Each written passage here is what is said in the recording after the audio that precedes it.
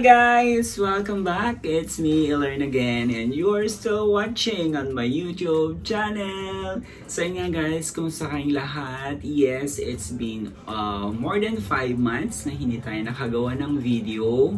But for now guys, tayo ay nagbabalik sa isa na namang reaction video mula pa rin sa Aficionado product. And for today's video guys, ang gagawin natin or ang nire-review natin ay isa na namang perfume for men, and that is F69. So ayun nga guys, yung F69 pala is ito yung bagong launch na product ng Aficionado ngayong 2023. And ayun nga, mapalad tayo dahil before 2023 ends is nagkaroon tayo ng konting time to review this product.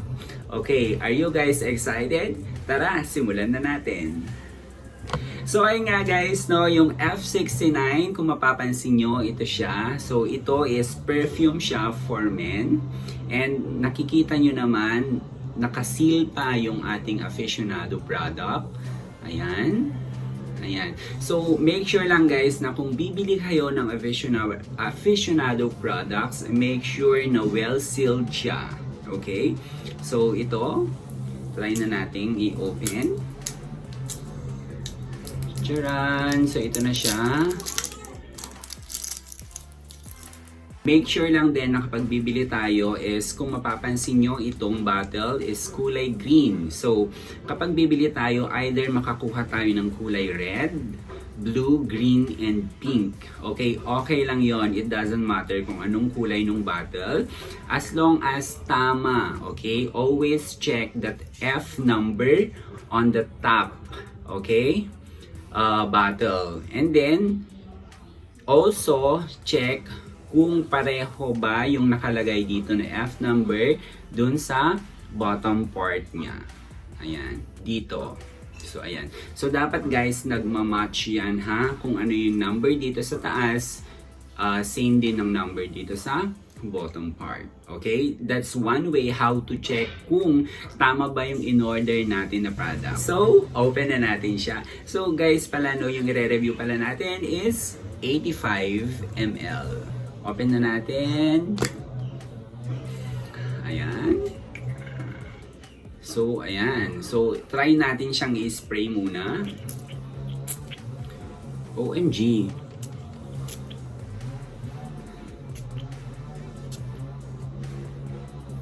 OMG guys, sobrang bango.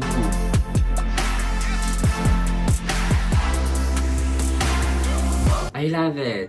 Tapos yung scent niya guys, no, parang very masculine yung scent niya, and parang meron siyang woody na scent. Ayan oh, OMG. Super bagay talaga to sa mga athletics, ganon. Kasi of course, pag athletics, pawisin sila. So, pag ito yung ginamit niya, instead na pawis yung amoy sa kanila is yung scent talaga ng F69. Super bango, and hindi siya ganon katapang, mild lang siya. Pero nangingibabaw talaga yung amoy niya guys, promise.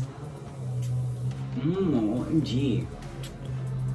Ayan, super kokonti pa lang yung na-spray ko, pero parang kulob na yung buong room nung scent nung F69.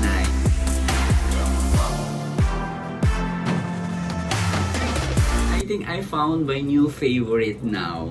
Yes, aside from F10 kasi na super favorite ko siya, and F4, I think ito yung madadagdag sa mga favorite ko kasi super ang sarap lang ng amoy niya guys, very masculine, lalaking-lalaki. And yung F69 pala guys, no, ito yung version ng Aficionado para sa Versace format.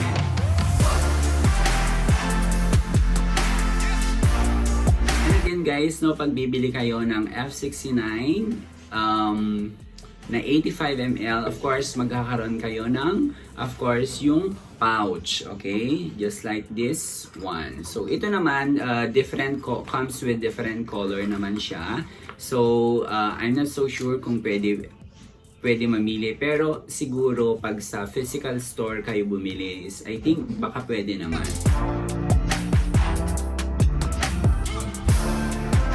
Sa mga mga nagtatanong kung saan pwede bumili, of course, you can buy it online. Okay, meron tayong mga shopping store online. And then, of course, meron din tayong, you can buy it through the physical store.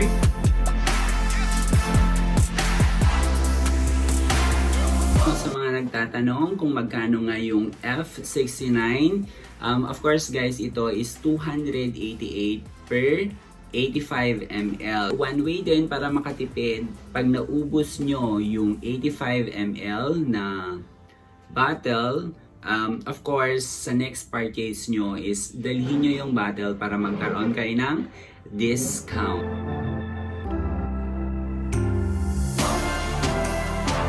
And then guys, no, sa pag-store naman ng Aficionado perfume, make sure lang na nasa room temperature siya. And of course, wag natin masyadong i-expose or wag natin expose sa direct sunlight. And of course, ilagay natin kung saan hindi maabot ng mga bata. And I think guys, sasabi ko naman na lahat ng details. And ayun nga, abang-abang lang kayo sa next video natin kung ano nga bang F number ulit yung ating i-review. And then comment down below guys kung ano pa yung mga F numbers na gusto ninyong i-review natin. Ayun guys, that's all for now. This has been Larnie saying bye bye everyone. Ciao!